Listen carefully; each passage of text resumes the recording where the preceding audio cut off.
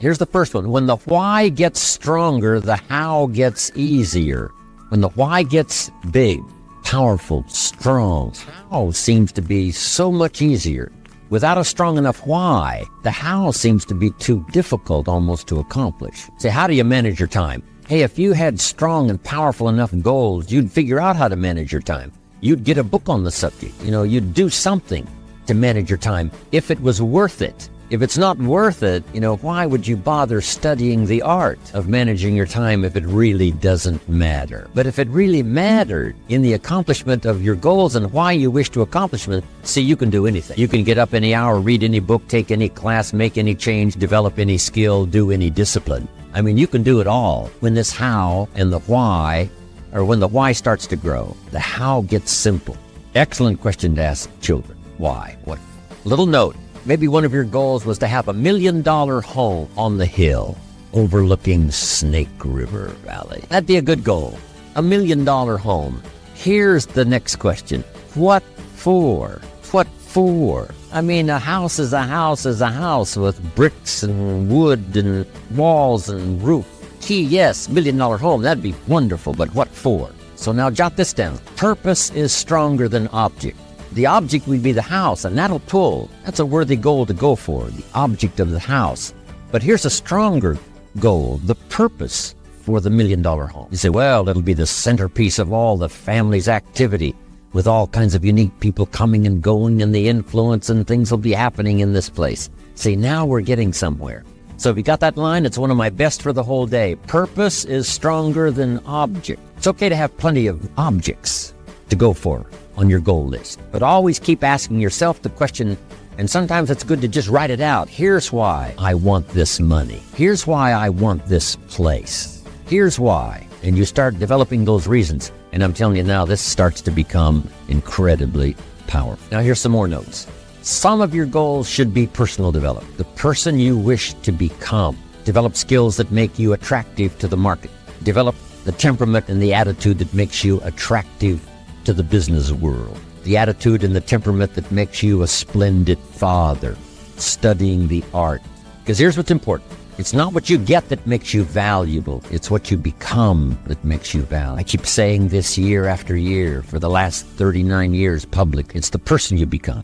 The idea of becoming an attractive person, a skillful person, a good friend, a good colleague, a good partner, a good member of the round table, a contributor. See, that's the key, the person you become. Okay, now here's the next exercise. Isn't this good stuff? I'm telling you, this stuff changed my life, altered the course of my life, from milking cows to sitting on this stool. Incredible. What a journey. And part of the explosive stimulation started when I met Earl Shoaf, and he asked me, have you got a list of goals? And I said, no. And he said, then I can guess your bank balance. I thought, whoa. I immediately started studying the art and the accomplishments of it helped to change my life. Now, here's the next exercise. I want you to look now at the whole list that you've written and the exercises we've done. Now I want you to answer this question. What kind of person must I become to achieve all I want? And I'll give you time to write that down now. What kind of person must I become to achieve all I want?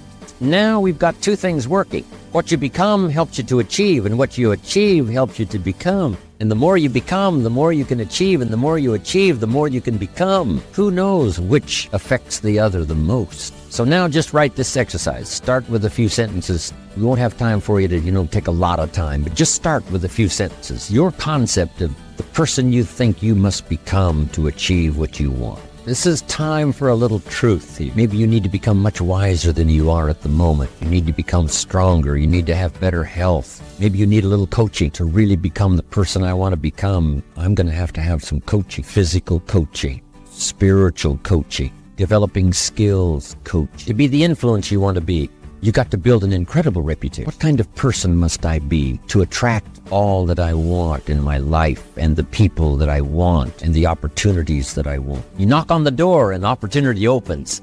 You must stand there as a very attractive person, or you may not be invited. One of the most mysterious and unique phrases that Jesus ever used. Here's what he said. I stand at the door and knock. And if you opened the door, would you probably invite him in, this extraordinary person? You say, wow, yeah. And he said, if you invite me, I'll come in, sit, things over. For you to be that kind of attractive person, that if you knocked on the door of opportunity and it opened and you stood there, would you be the kind of person that opportunity would say, come right in and sit down and let's talk about the future? What kind of person? Okay, now put a little star there. And what the star means, right, is to finish this exercise later. Now, if you're working, right, in a workshop where you've got plenty of time, you just, take a little more time for some of these exercises. Make these notes. The key is to put everything on your list. Now, the key is to take it out of your head and put it on paper.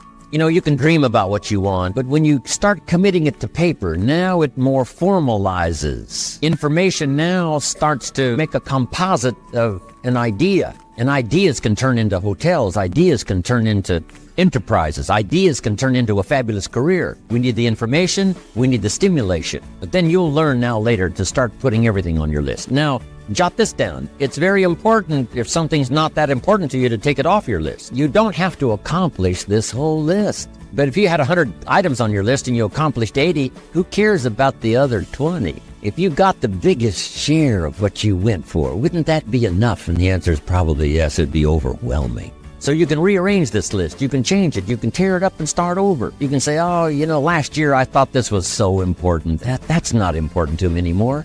The things I've learned in the last 12 months, I've changed my whole goal list. I thought this was so it. Okay, now here's the next note, and we're wrapping it up now. Here it is. There's two great words of antiquity everybody should learn. Here they are. One's positive and one's negative. And we studied a bit about that yesterday. Positive, negative. Here's the positive word from antiquity. Behold. That's the positive word. Behold the possibilities. Behold the opportunity. Behold the future and give it design. Behold and look at the chances you've got. Behold, spring has come. Behold, the day has arrived and the sun is shining and the shadows are fleeing away. Behold, the next person you can meet might be your friend for life. Behold, the next person might be a colleague forever. Behold, that's the positive word, behold. Now, here's the negative word, beware. Now I want to give you a sentence to jot down that's very valuable for this weekend session. Here's what it is. Beware of what you become in pursuit of what you want. Beware. All of our lives, we have to deal with behold and beware. When a kid goes to school, it's behold the opportunity and beware the dangers. Behold and beware. So beware of what you become, pursuing what you want. Some things I went for in the very beginning cost me too much. I got so obsessed with some things that I found out later the price was too big to pay. If I would have known better, I never would have paid. But sometimes we learn when. So don't become so obsessed with something that you lose your sense of reason or it costs you your friends. Don't be so obsessed with something that you compromise your virtues and your value. The story says Judas got the money. You say, well, that's a success story. No. It's true, 30 pieces of silver was a sizable sum of money, but it was not a success story.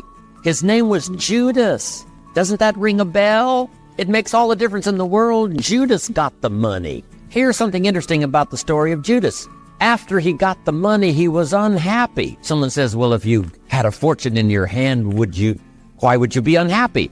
And here's the key. He was not unhappy with the money. He was unhappy with himself. Here's a key phrase. The greatest source of unhappiness is self-unhappiness. It's not from outside the things that make us unhappy. Greatest devastating unhappiness is to be unhappy with yourself. Now, a mild form of unhappiness is constructive. The desperate form of unhappiness is destructive. It's like worry. We should all worry a little, but not let it destroy our lives. If you're in New York about to step off curb in downtown Manhattan and the yellow taxi's coming, best you worry enough to get your feet back up on the curb lest you get yourself wiped out. So it's called caution, but not undue caution. It's called fear and worry, but not the worry that kills you, not the worry that destroys you. It's like hate. You don't need to hate your job. Save your hate for the important things like evil, like the weeds that attack your garden, like the diabolical ideas that try to entice your children. You don't need to hate everything. I hate this, I hate that. That's the misuse of your hate. Save it for the things we really must. But this is so important now to beware. Judas was so unhappy he tried to take the money back. They said, heck with you, we got what we wanted, you got what you wanted out. They threw him out with his money. Now he becomes so desperate, he goes out and hangs himself for what he did. He became a traitor. So that's the caution now. If Judas could speak back to us in any kind of clear language, here's what he might say. Beware of what you become in pursuit of what you want. Don't sell out. It's not worth it. And now here's the last note. If you'll start this glorious journey of being meticulous and deliberate and hardworking about setting your goals for the day, setting your goals for the month and the year, setting your goals for your family and yourself and your business and your colleagues, start thinking forward. Here's what you will become. A major contributor, not only to yourself, but a major contributor to others. And that's exactly what you want. Here's another little subject before we quit this now. I just mentioned it a little earlier before we started this class. Jot this down on personal development. This is especially for married people that have children. If you're married and you have children, I got some great advice for you. Here's the best I can give you. I'm not a counselor, but this is great stuff. Here's number one. If the parents are okay, the kids are okay. Chances are high, odds are high. If the parents are okay, the kids are. Your own self-development is the best contribution you can give to your children. Not self-sacrifice, self-development and contribution. Self-sacrifice usually earns contempt. Self-development and self-investment earns respect. I used to use the old phrase, I'll take care of you, you take care of me. I found out how short-ended that was. I changed it, and Bob Cummings, the old movie star, helped me to change it. Here it is. I'll take care of me for you if you'll take care of you for me. The best contribution I can make to you, if you're my friend, is my personal development. What if I become 10 times wiser, 10 times stronger, 10 times better, 10 times more unique? Think of what that will do for our friendship. If the parents multiply their own personal value by 2, by 3, by 5, by 10, what would that do for their children? Wow. If the parents are happy, I'm telling you, the kids will be happy. If the parents engage in unique lifestyle, don't miss anything. Drink deep of the cup of whatever's available. I'm telling you, if the parents are okay, the kids are probably going to be okay. Wow. If you're on an airplane, the stewardess says, if we run out of oxygen, these masks are going to drop down. And then she says, make sure you take care of your children first. No. Would you underline no? Would you underline no? No. Have you got that? You should take care of your children first. No.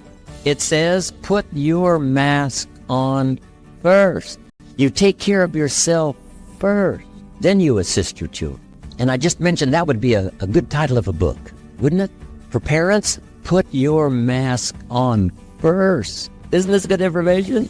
The best contribution to your company is your self-development. The best contribution to your husband or your wife is your personal development.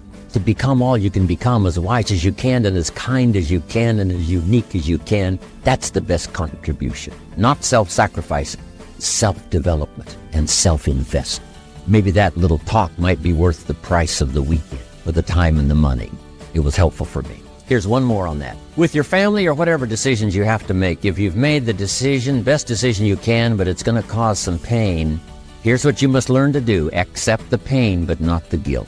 There's part of our head sometimes that tries to make us feel guilty if we've made a decision that's been painful, not necessarily, not just for us, but maybe even for other people.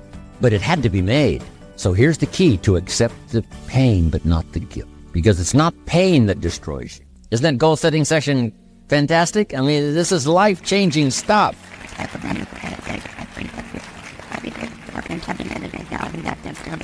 Now, one of the reasons why I came to Dallas now to do this goals workshop is because I had the vision of all of you out teaching this goals workshop. I said, wow, if I can affect 1,000 people in Dallas, think of what might happen in the future if I can get everybody teaching things like this, setting goals that change your life, change your family, change your